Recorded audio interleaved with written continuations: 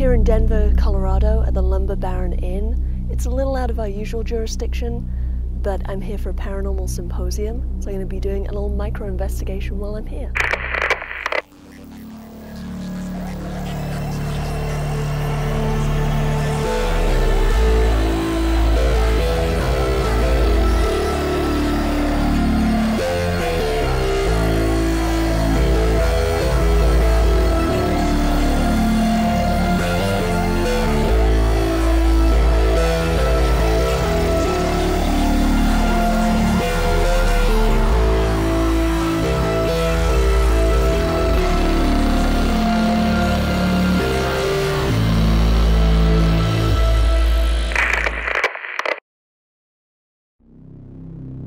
Nestled in the quiet residential area of Potter Highlands in Denver, Colorado, lies the striking red brick building of the Lumber Baron Inn.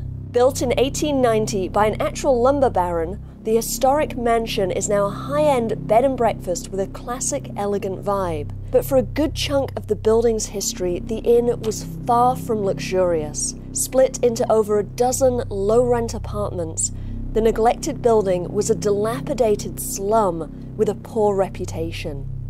In 1970, that reputation was forever solidified with the murder of 2 teenage girls. Tall, pretty, and artistically talented, Cara Lee Nosh was a free spirit with an independent streak. When she was only 16, she insisted upon getting her own apartment. Her parents initially objected, but they feared that if they refused Cara her independence, she would run away, and so they acquiesced and let her rent one of the apartments at 2555 West 37th Avenue. The building was a party house rife with drug use. Theft and break-ins were common, but to Cara that was simply the price of independence. One fateful night, an intruder broke into Cara's apartment, attacked her, raped her, and stabbed her to death. As the attack was happening, Cara's school friend, 18-year-old Marianne Weaver, stopped by to visit her friend. Panicked, Cara's attacker shot Marianne in the head, killing her, and fled the scene. The murderer was never caught. During the 1990s, the inn was eventually purchased by a man named Walter Keller and restored to its former glory as a stately mansion. Keller was convinced the house was haunted by the ghosts of the murdered girls, as are the current owners, Joel and Elaine Bryant. Female voices and footsteps are reported throughout the building, but are especially concentrated in the Valentine Room, which was once the apartment unit where Cara and Marianne were murdered. More recently, another death occurred in the property.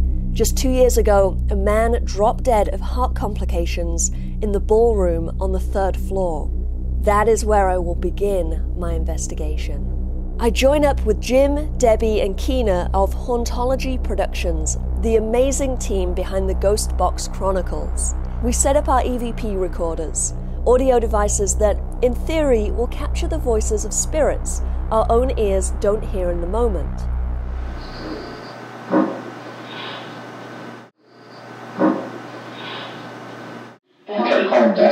I heard the help me. I heard help me after that. Okay. You know, it's mortals. What fools may mortals be? I heard the help me. I heard help me after that. Okay. You know, it's mortals. What fools may mortals be? You know, they just sort of like get in your conversation. So.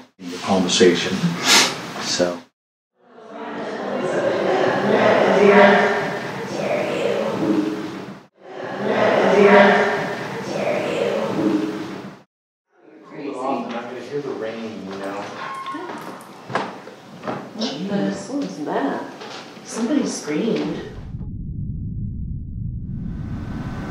It's 9 o'clock at night. I'm in the Lumber Baron Inn.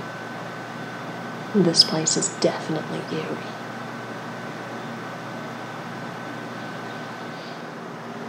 I'm seeing some crazy stuff here.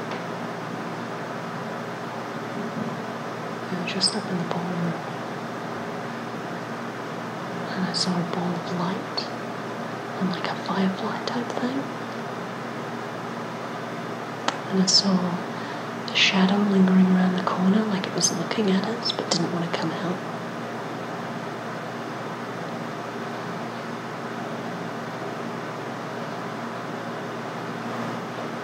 I had the most intense feeling when I went over to where the ball of light was.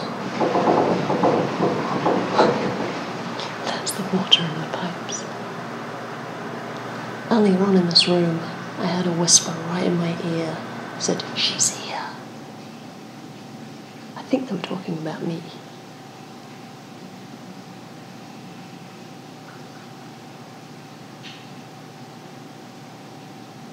It's raining outside, so you get a lot of noises, taps and things like that.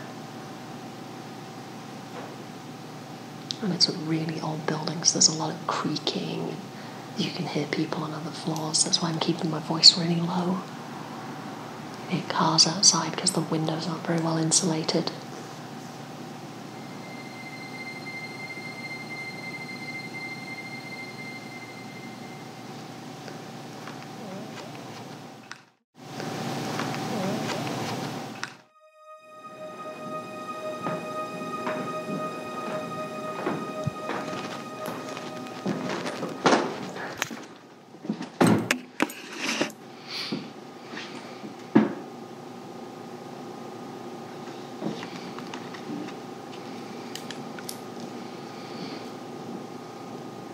As I walked over here, it totally felt like someone was right behind me. I really expected to turn around and see someone. But it's not a negative vibe. You know, it doesn't feel unfriendly. You definitely don't feel alone. So we were up in the ballroom on the 3rd floor. And I saw some stuff that I can't explain, and I certainly felt some stuff.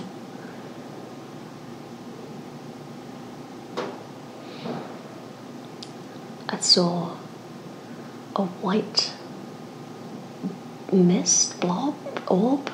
I saw it with my own eyes. It was about that big, and it drifted down. It was about 2.5 feet off the floor, and it slowly kind of like drifted down a little bit and then faded out, and then right after I saw shoot up a little firefly, like bright orange. And then I went over to where I'd seen it to tell the others where I'd seen it and what I'd seen, and I just got hit with this huge wave of energy, static, goosebumps. I don't know how to describe it, but it was like my whole body. And then for about 5 minutes afterwards, I was shaking my entire body. My knees were shaking, my arms were shaking, my hands were shaking, my chest, I could feel my torso quivering, and I felt sick. I felt like actually nauseous, like I was really going to throw up. And then it just vanished. Come into these places and I see people, you know, getting excited about this stuff, and I remind myself, I'm a skeptic, I don't believe in this. And then I see something and I don't know how to explain it. I mean, it could have been a trick of the eye. The blob maybe could have been a little, like an after image, but the firefly was real. And I mean, we're in a ballroom, it wasn't really a firefly. And what I felt, I mean, it could have been a reaction to my nerves, but it felt really fucking real.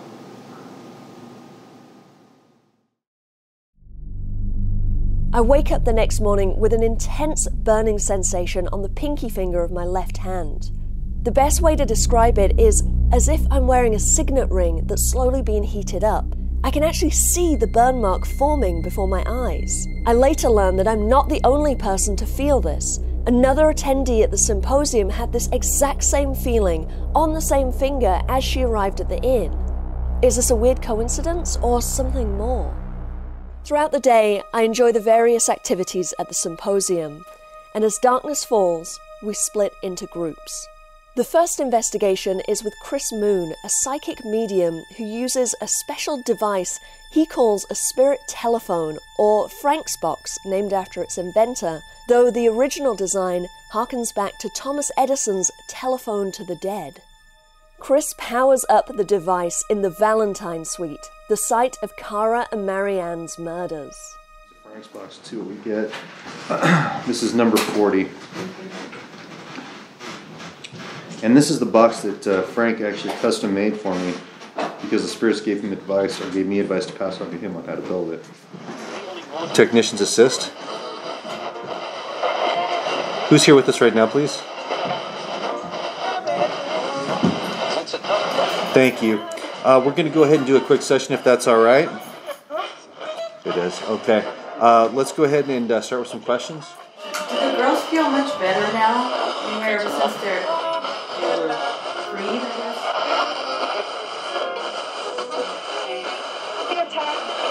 No longer attacked. Wow. Yeah. Wow. So they do you wander, the girls, do you wander freely now? Back and forth, come as you please?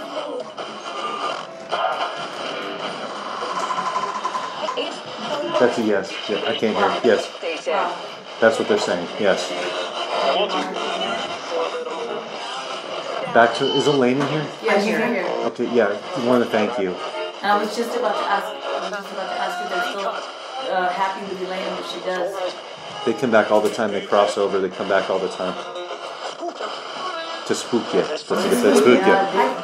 They're constantly around her, right? That's what I sense, like they're always around her. Girls, are you guys always around Elaine? I think so. Yeah. Yes, I think so, they said. Girls, have you found Papa? Have you connected with Papa? Yes. We finally made it. Breathing the air. In the dining room on the ground floor, we join Nick Groff and Elizabeth Saint, the hosts of Ghosts of Shepherdstown, as they showcase their latest device for communicating with the dead.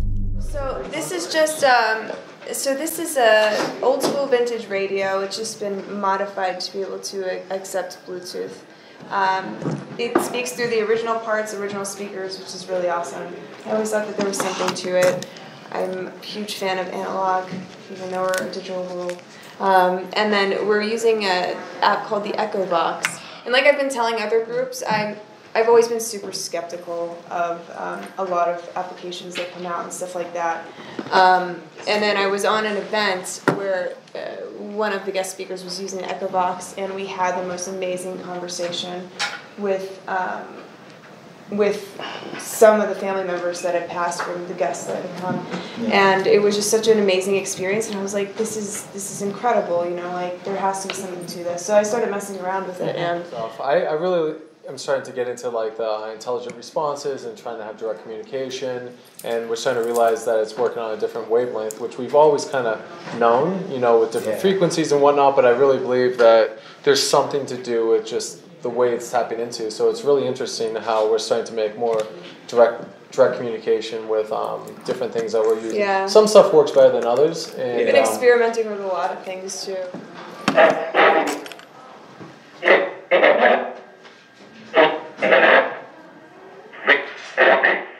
Can you tell me where merch is right now?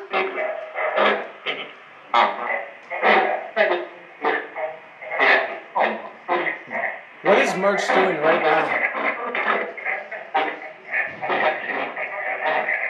How about Chris? Can you tell us what Chris is doing right now? Spirit box. Photograph? Who's taking photographs? Yeah. Who is? It too, it said photograph. Oh, who's taking pictures? Hi. What is your name? Billy? I think we got a note a couple seconds back. Yeah.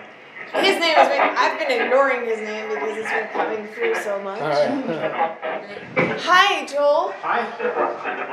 Do you know who this is? Who are you talking to? Hi. Hi, it's Joel.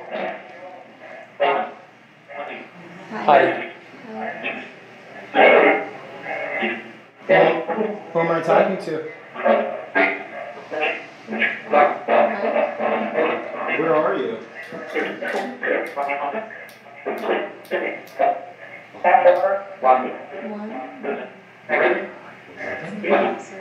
What do you want to tell Joel?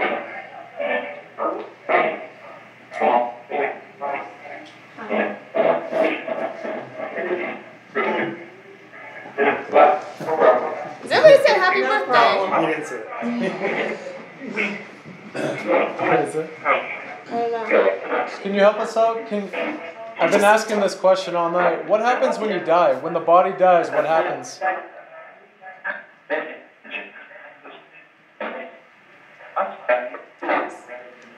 I heard crossover. From We're gone. It was a woman We're that gone. came That was a right woman came through. We're gone. So where do you go next?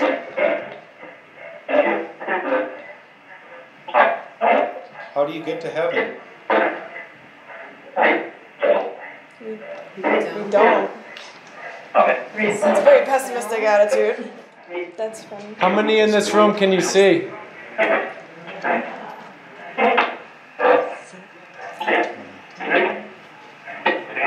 Eight. What is it, eight? How many fingers am I holding up? Five. Five. You're good. How are you able to see us and we can't see you?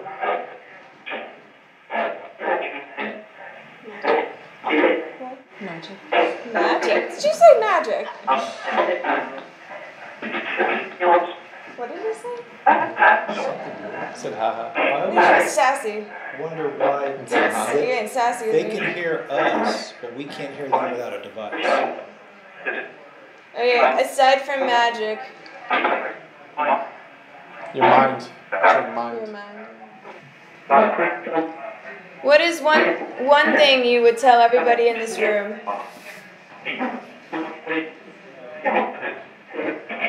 Don't fall asleep. Is that what it said? Don't fall asleep. I heard be afraid. Be afraid. Don't fall asleep. Be afraid of what? You watching Nightmare on Elm Street? That was a quick response. Be afraid of what? You.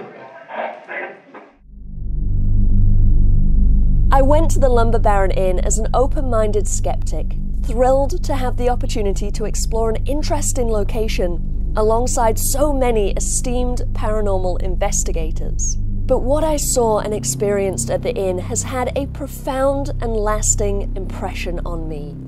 From the strange lights I saw in the ballroom to the physical sensation I felt on my hand, I am convinced that there is supernatural activity at the Lumber Baron Inn.